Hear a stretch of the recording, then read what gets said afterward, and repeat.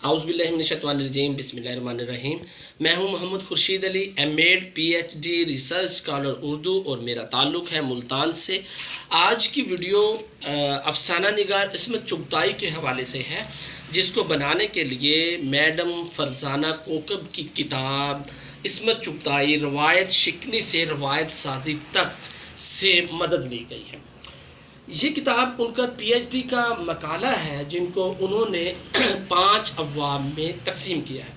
اس کا انتساب ان کے شوہر جمشید رضوانی اور ان کی 3 بیٹیوں کے نام ہے، جو بقول ان کی زندگی میں نیوکلیس کی حیثیت رکھتے ہیں۔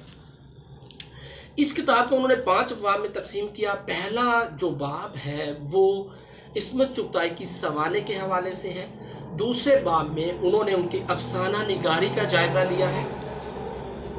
تیسرا باب ان کی ناول نگاری پر ہے۔ چوتھے باب میں انہوں نے ان کی مختلف اصناف سخن، مثلاً ڈرامہ، رپورتا، سفر نامہ اور آپ بیتی پر بات کی ہے۔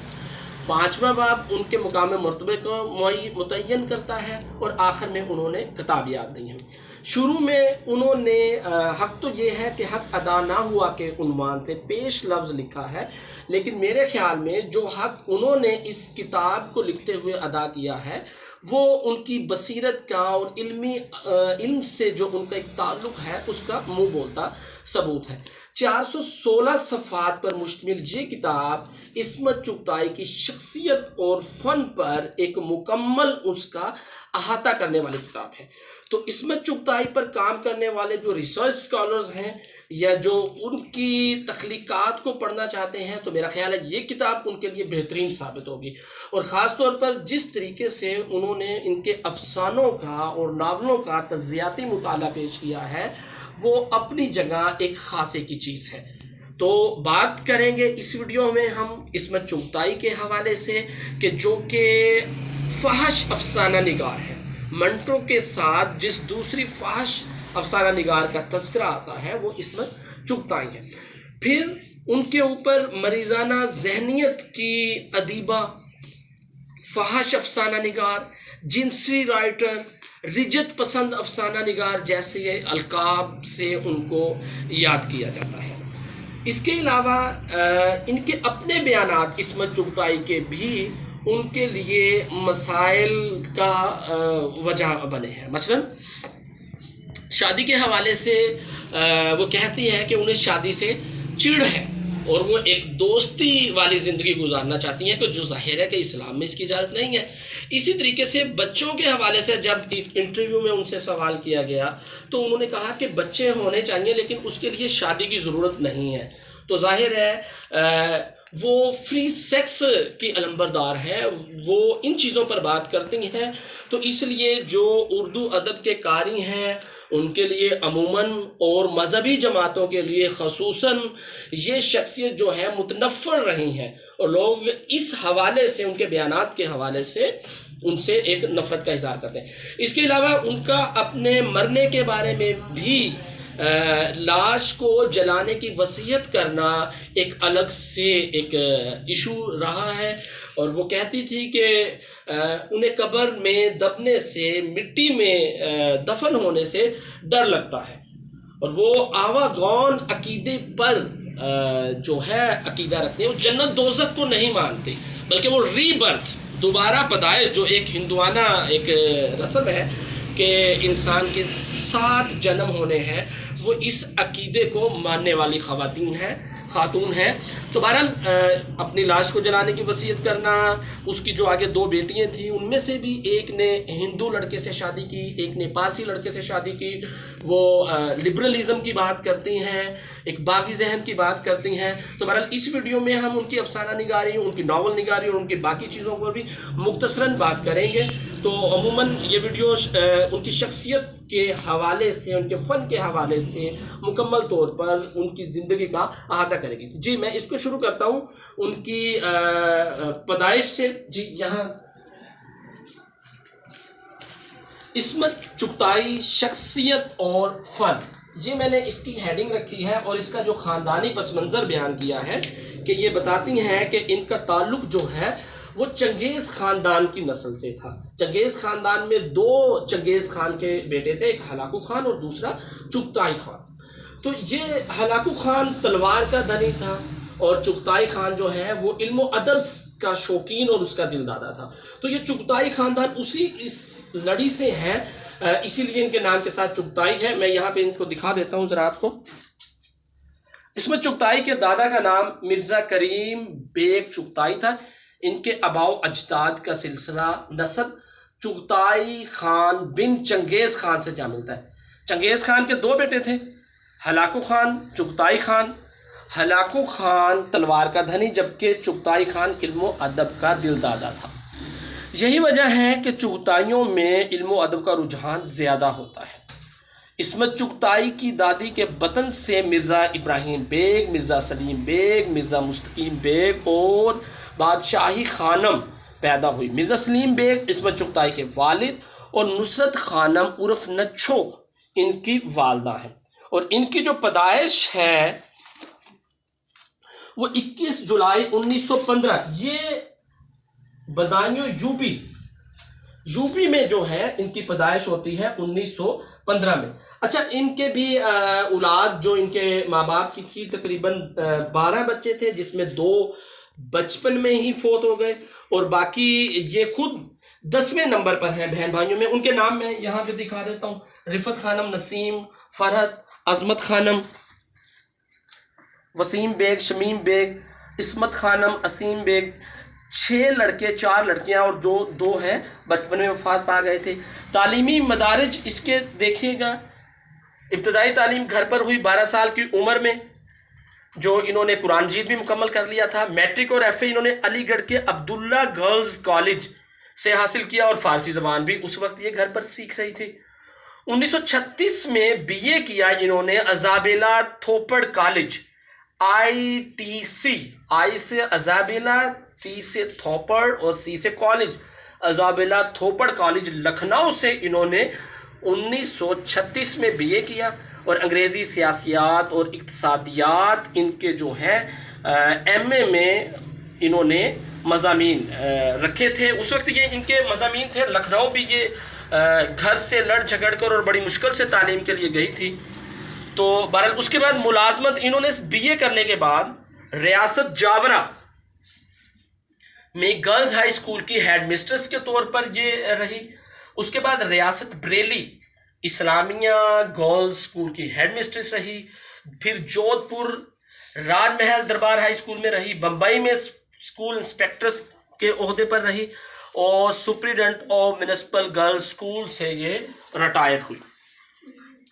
تو یہ ان کی زندگی کے ابتدائی حالات ہیں جس میں ان کی تعلیم اور ان کی جو ملازمت ہے اس کا تذکرہ کیا گیا ہے۔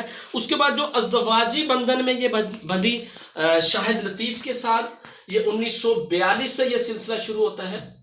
1942 میں مشہور افسانہ نگار ہدایت کار شاہد لطیف سے ازدواج رشتے میں منسلک ہوئی، اور شاہد جو لطیف ہے ان کی 1967 میں وفات ہوتی ہے تب تک۔ اچھا، اس کا یہ میں بتا چکا کہ شادی سے ان کو چڑ تھی۔ جب ان سے انٹرویو لیا گیا تو یہ شادی کے حق میں ہی نہیں تھی۔ شاہد لطیف کو بھی انہوں نے کہا کہ دوستی میں ہی پوری زندگی وہ گزار سکتی ہیں اور شادی کو خام خواہ مول لینے کی کیا ضرورت ہے۔ تو انہوں نے کہا کہ میں گڑبڑ قسم کی عورت ہوں اور میں دب کر رہنے والی نہیں ہوں، باغی ذہن کی مالک ہوں، اور میں عورت کو مرد کے برابر ایک رتبہ دیتی ہوں۔ تو اس لیے شادی میں وہ جو عورت ایک مرد کے ماتحت آ جاتی ہے، اس طرح کا کوئی سلسلہ نہیں ہوگا۔ لیکن اس کے باوجود بہرحال وہ شادی ہوئی ان کی، اور 1967 تک جو ہے یہ سلسلہ ان کی وفات تک خیر جاری رہا۔ اچھا، اولادیں اس کی 2 بیٹیاں ہیں، ایک سیما اور ایک سبرینا۔ سیما اور سبرینا صرف 2 بیٹیاں ہیں ان کی۔ اب سیما کی شادی نوئین سے ہوئی جو کہ ایک ہندو ہے، اور اس سے ایک بیٹا آشیش جو ہے وہ ہے ان کا۔ اس کی شوہر کی وفات ہو گئی تھی، اور سیما نے ہندو مذہب بھی اختیار کر لیا تھا، جبکہ جو سبرینا ہے یہ پارسی گھرانے میں بیائی گئی ایک سرجن جو ہے اس سے ان کی شادی ہوئی۔ اس کے بعد یہ ان کی شادی اور بچوں کا مختصراً حال ہے۔ مختلف ممالک کی جو انہوں نے سیر کی ہے، یہ میں ممالک کے نام دکھا دیتا ہوں آپ کو: چین، روس، Finland, Siberia, East Germany اور پاکستان، کیونکہ یہ ان کا تعلق ہندوستان سے ہے، یو پی کی ہیں، اور پھر بمبئی یہ رہے ہیں، فلم انڈسٹری سے ان کا تعلق رہا ہے، تو اس لیے یہ مختلف ممالک کا انہوں نے سفر کیا، اس میں پاکستان بھی یہ کچھ بات آئیں گی۔ اس کے بعد ہے وفات: 24 اکتوبر 1991 میں 76 سال کی عمر میں بستر پر مردہ پائی گئی۔ ان کا انتقال نیند کے دوران ہوا۔ چندن واڑی شمشان گھاٹ میں آگ کے شعلوں کی نظر کر کے آخری رسومات ان کی ادا کی گئی۔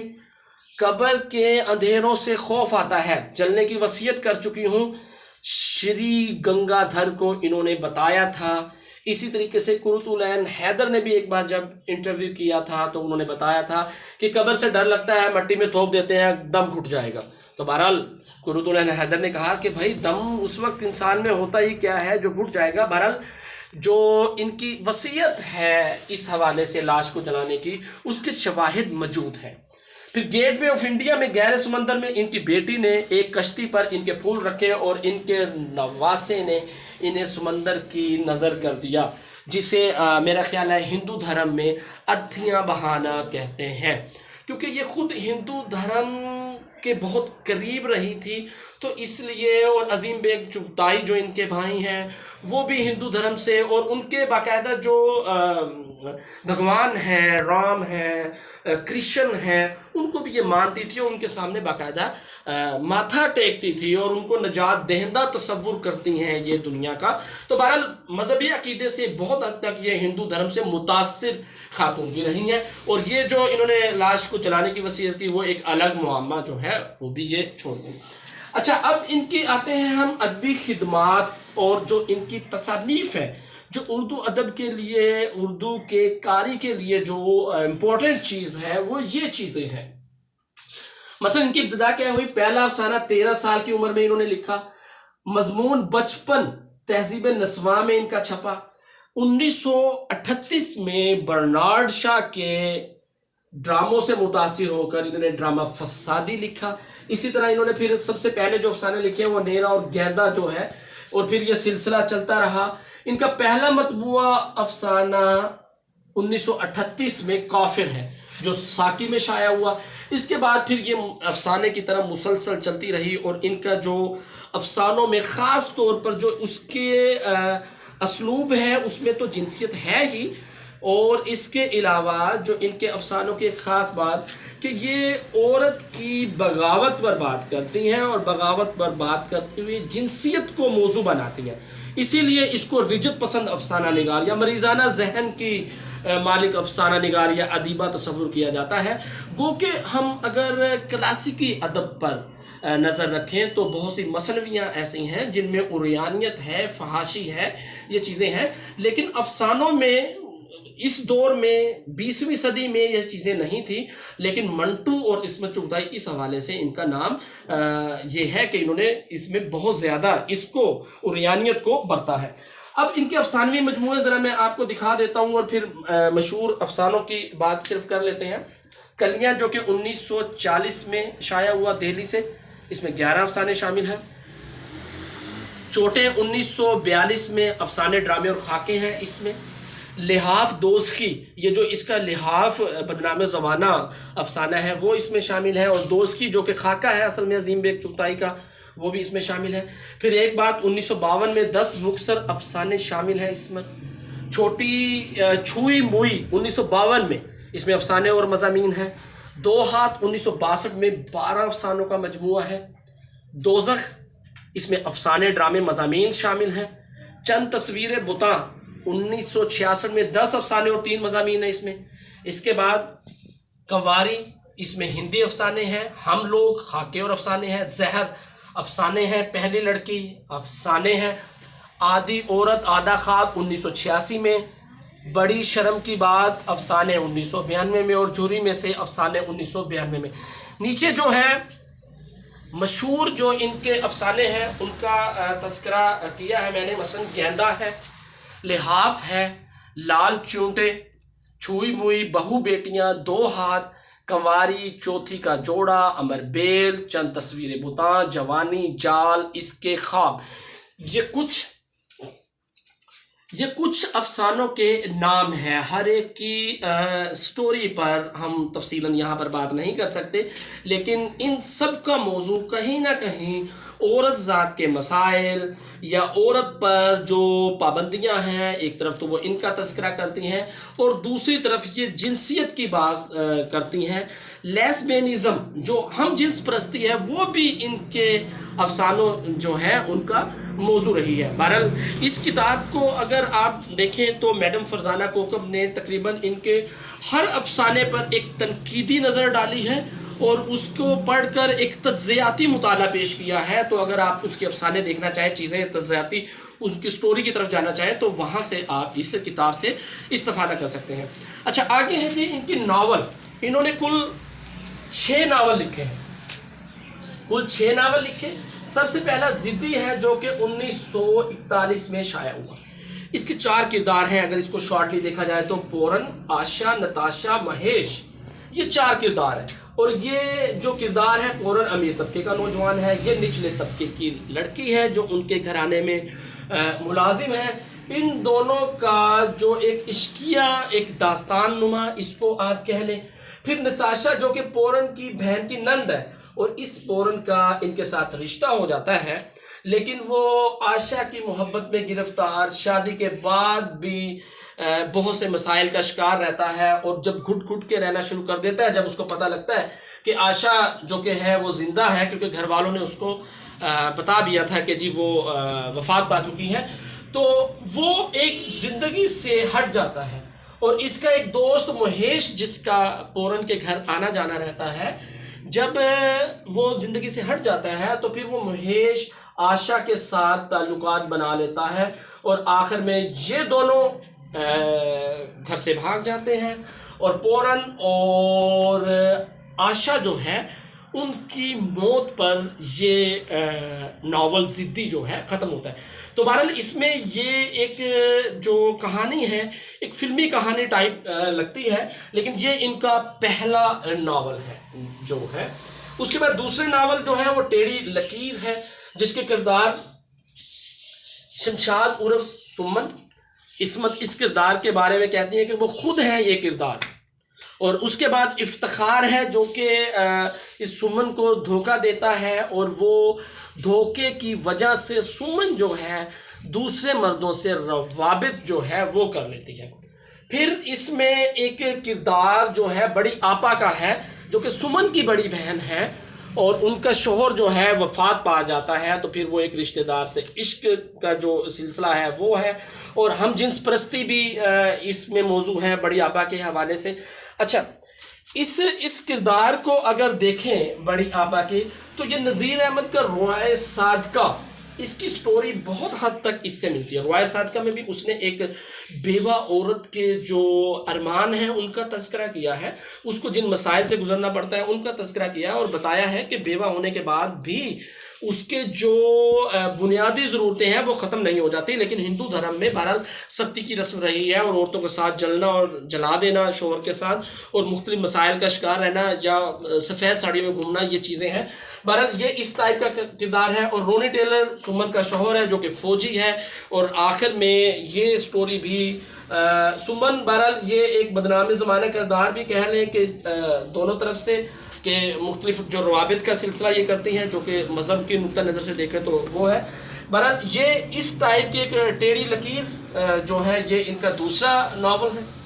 तीसरा मासूमा। अच्छा, 1961 में मासूमा जो है जो इनका नावल शाया हुआ है वो शफीकुर रहमान का एक अफसाना है जिप्सी। अगर आप इसका उससे मुवाजना करें तो सेम स्टोरी जो है वो इसमें मिलती है। अब वो क्या है, इसके किरदारों पर ज़रा मैं आपको दिखा दूँ। जो इसका किरदार है वो मासूमा है जो कि मासूमा से नीलोफर बनती है। अब मासूमा क्या है कि जी इस नावल में बम्बई का माहौल, फिल्म इंडस्ट्री, सेठ साहूकारों का जो रवैया होता है उसके बारे में बात की गई है। मासूमा के वालिद फ़ौज में थे। 1947 को वो बच्चों को लेकर पाकिस्तान चले जाते हैं اور بہنوں کو وہیں چھوڑ جاتے ہیں، لڑکیوں کو وہیں چھوڑ جاتے ہیں، اور وہاں جا کر وہ شادی کر لیتے ہیں معصومہ کے والد، اور جو اس کی والدہ ہے معصومہ کی، وہ اس کو طوائف بنا دیتی ہے اور خود نائکہ بن جاتی ہے۔ بہرحال معصومہ نے بہن اور بھائی کو معتبر زندگی دی۔ اب اس کی یہ جو سٹوری ہے، ایک امراؤ جان میں جو طوائف کا کردار ہے اس ٹائپ کی ہے کسی حد تک، یا شفیق الرحمان کا جو جپسی ہے کہ ایک معمولی لڑکی ماحول کی وجہ سے معصومہ سے نیلوفر بن جاتی ہے، اور پھر وہ جن مراحل سے گزر کر اس کی ماں غربت سے تنگ آ کر خود اس کا جو ہے ایک قسم کا سودا کر دیتی ہے اور نائکہ بن جاتی ہے وہ خود، اور اپنی عیاشی کے لیے وہ بیٹی کو بھی استعمال کرنے میں دریغ نہیں کرتی۔ پر یہ اس ٹائپ کا ہے، لیکن معصومہ کے کردار میں ایک جو جاذبیت ہے وہ یہ ہے کہ وہ اپنے بہن بھائیوں کی پڑھائی کے لیے اپنے خود کی زندگی جو ہے وہ داؤ پر لگا دیتی ہے، لیکن ان کو ایک معتبر زندگی دیتی ہے۔ تو یہ ان کا تیسرا ناول تھا معصومہ۔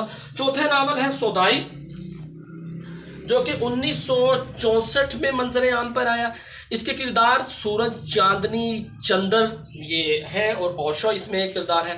سورج اور چندر یہ دونوں بھائی ہیں، اور جو چاندنی ہے وہ ایک 2 سال کی بچی ہے جو کہ پتوں کے ڈھیر سے ان کو ملی تھی، اور اوشا جو ہے اس کا رشتہ سورج سے ہو چکا ہے، لیکن چاندنی جب ان کی زندگی میں آتی ہے اور جوانی کے مراحل پر پہنچتی ہے تو سورج اس سے عشق کرنے لگتا ہے، چندر بھی اس سے عشق کرنے لگتا ہے۔ یوں یہ ان دونوں بھائیوں کی ایک سٹوری چلتی ہے، لیکن اس میں بھی چاندنی کی جو قربانی ہے وہ اس کو، اس ناول کو جو ایک زندگی دیتی ہے، وہ آخر میں چاندنی کی جو قربانی ہے کہ وہ خود زہر پینے پر تیار ہو جاتی ہے، لیکن وہ جو زہر ہے وہ سورج پیتا ہے، اور اس طریقے سے یہ اس ماحول میں یہ ناول اختتام پذیر ہوتا ہے۔ 5واں ناول ہے جنگلی کبوتر، 1992 میں۔ یہ شوہر کی بے وفائی اور بیوی کا انتقام پر مشتمل ناول ہے۔ اس میں شوہر کی بے وفائی کیا ہے اور بیوی کا انتقام کیا ہے، اس کو میں مختصراً بتا دوں۔ اس کے کردار عابدہ اور ماجد ہے۔ ماجد جو ہے ایک عیش پرست شوہر ہے، اور عابدہ جو ہے ایک گھریلو اور وفادار لڑکی ہے، لیکن عابدہ جب ان کی شادی ہو جاتی ہے ان لوگوں کی، تو عابدہ کو فون پر خبر ملتی ہے کہ ماجد کی دوسری بیوی ہے جو ہسپتال میں داخل ہے اور اس کے اولاد پیدا ہونے والی ہے۔ تو لیکن بعد میں پتہ لگتا ہے کہ وہ کسی دوست نے مذاقاً کہا تھا اور وہ سٹوری اس ٹائپ کی تھی، لیکن یہ فون عابدہ کے ذہن پر ایک مسلسل اثر چھوڑ جاتا ہے، اور وہ ہر وقت اس طرح کی باتیں سنتی رہتی ہے۔ ماجد جو ہے وہ جب ایک بار عابدہ اپنے گھر چلی جاتی ہے اور وہاں پر کچھ مہینے لگا کر آتی ہے، تو ماجد اپنے ایک ٹائپسٹ دفتر کی مونا جو ہے اس سے تعلقات پیدا کرتا ہے، اور پھر اس کے ہاں جب وہ حاملہ ہو جاتی ہے اور بچے کی پیدائش ہونے لگتی ہے تو اس کو اپنانے سے انکار کر دیتا ہے۔ جبکہ ماجد کی وفات سے بھی پہلے جو عابدہ ہے وہ کہتی ہے کہ اس بچی کا اس میں کوئی قصور نہیں ہے اور اس کو اپنایا جائے۔ تو یہ اس کشمکش میں یہ ساری کہانی چلتی ہے، لیکن آخر میں وہ جو ایک ٹائپسٹ لڑکی مونا تھی وہ اس بچی کو عابدہ کے حوالے کر کے، ماجد کی وفات کے بعد وہ اس کے حوالے کر کے اور چرن نامی کسی اس سے شادی کر لیتی ہے اور چلی جاتی ہے۔ اس طریقے سے یہ ناول جو ہے اختتام پذیر ہوتا ہے۔ اس کے جو ناول ہیں، جو ان کے افسانے ہیں، ان سب میں اسی طرح کی جو سٹوری ہیں وہ دیکھنے میں ملتی ہے، لیکن اس میں چغتائی کا ایک ناول ایسا ہے جو کہ مذہبی نوعیت کا ہے، اور وہ ان کا آخری ناول ہے ایک قطرہ خون۔ یہ دیکھیے گا، چھٹا اور آخری ناول ایک قطرہ خون۔ اب یہ کیا تھا، میر انیس کے مراثی کی جو 5 جلدیں ہیں یہ پڑھ کر انہوں نے جو واقعہ کربلا ہے اس کو ناول میں ڈھالا ہے، اور اس میں وہ سارا جو ایک 72 وہ جو لوگ کربلا کے میدان میں شہید ہوئے، یہ اس واقعے کے اوپر ایک ناول ہے، ایک مذہبی وہ ہے، اور خود ہی وہ کہتی ہیں کہ اس ناول کو چھاپنے سے بھی پبلشر نے انکار کر دیا تھا. بہرحال لیکن یہ ان کا آخری ناول ہے جو مذہبی نوعیت کا ہے. میر انیس کے مراثی پڑھ کر، ان کی جلدیں پڑھ کر، یہ باقاعدہ انہوں نے مجلسیں اٹینڈ کی، مجلسوں میں گئی، بیانات سنے، چیزیں کی، اور یہ ان کا آخری ناول ہے. اس کے بعد اس کے ناولٹ پر آئیں تو دل کی دنیا، عجیب آدمی، باندی، یہ فلم انڈسٹری، ان کے نواب، ان سے متعلقہ جو ناول ہیں، یہ تینوں ناولٹ ہیں اس حوالے سے ہیں. جبکہ بچوں کے لیے 3 اناڑی اور نکلی کبوتر نہیں، یہ نکلی راج کمار ہے، یہ ہے نکلی راج کمار، یہ بچوں کے لیے ان کے ناولٹ ہیں.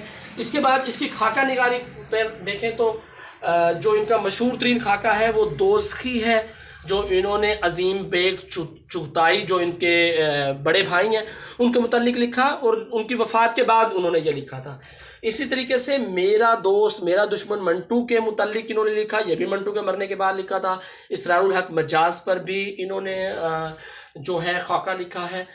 تو اس میں خاص طور پر دوزخی جو ہے وہ بہت ان کا مشہور خاکہ ہوا کہ اپنے بڑے بھائی کو بھی انہوں نے دوزخی ثابت کر دیا کہ وہ ایک فسادی قسم کے انسان تھے، اور بھائی کے حالات لکھتے ہوئے بھی ان کے قلم میں کہیں نرمی نہیں آتی. اس کے بعد ڈرامہ نگاری جو ایک اور الگ سے ان کا وہ ہے فن. ڈرامہ نگاری میں دھانی بانکے، ایک تو 1948 میں یہ شائع ہوا. شیطان ایک مجموعہ ہے ان کے ڈراموں کا جس میں 5 ڈرامے ہیں شامل. پھر رپورتاز میں بمبئی سے بھوپال تک اور یہاں سے وہاں تک یہ اس میں شامل ہے. آپ بیتی جو ہے کاغذی ہے پیراہن، اس وقت کا اخبار تھا آج کل، اس میں یہ 14 اقساط میں شائع ہوئی تھی. تو یہ ان کے رپورتاز اور آپ بیتی تھی. اچھا، اس میں آپ دیکھیں کہ میں نے 3 کتابوں سے استفادہ کیا. ایم سلطانہ بخش کی عصمت چغتائی کی شخصیت اور فن، ڈاکٹر نیلم فرزانہ اردو ادب کی اہم خواتین ناول نگار، اور ڈاکٹر فرزانہ کوکب عصمت چغتائی روایت شکنی سے روایت سازی تک. یہ ان کی کتابیں ہیں جن کے حوالے سے میں نے یہ ویڈیو بنائی ہے. بہرحال عصمت چغتائی ایک افسانہ نگار بحیثیت وہ مشہور ہے، لیکن ان کے ناول بھی ہیں، رپورتاز بھی ہیں، ان کی آپ بیتی بھی ہے، خاکے بھی ہیں. خاکوں میں دوست کی ان کا خاص طور پر مشہور ہے، اور اس کو بہرحال ایک فحش افسانہ نگار کے طور پر جانا جاتا ہے، اور خاص طور پر جنسیت کے حوالے سے، فحاشی کے حوالے سے ان کا جو اسلوب ہے اس میں عریانیت جو ہے اس حوالے سے یہ بہت ایک بدنام افسانہ نگار کے طور پر بھی مانی جاتی ہے. بہرحال اگر آپ اس کے تجزیاتی مطالعے دیکھنا چاہتے ہیں ان کے افسانوں کے، تو یہ ڈاکٹر فرزانہ کوکب کی 416 صفحات پر مشتمل جو کتاب ہے، اس کو میں ریکمینڈ کروں گا جو میرے ایم اے کے اور ایم فل کے اسٹوڈنٹس ہیں جو آن لائن کلاسز مجھ سے لے رہے ہیں. تو یہ آپ دیکھ لیں. اس میں عصمت چغتائی کے حوالے سے آپ کو ایک مکمل جو ہے آپ کو ایک اس کا مکمل شخصیت کا احاطہ مل جائے گا. اور وہ جو کہتی ہیں کہ وہ خود ایک باغی شخصیت تھی عصمت چغتائی، اور انگریزی کا ایک مقولہ ہے کہ only genius can breaks the line, only genius breaks the line.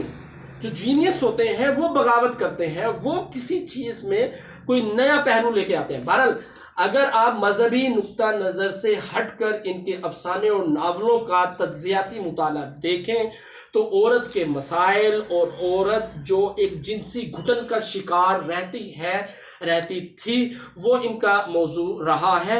کہ وہ جو نوابی ایک ماحول تھا، لکھنؤ کا عیاشی والا ماحول تھا، اس میں یہ جو عورت کے رجحانات ہیں، وہ جو گھٹن کا شکار ہے، وہ جو استحصال عورت کا ہوتا ہے، اس حوالے سے بھی جو ہے ان کے تجزیاتی مطالعے موجود ہیں.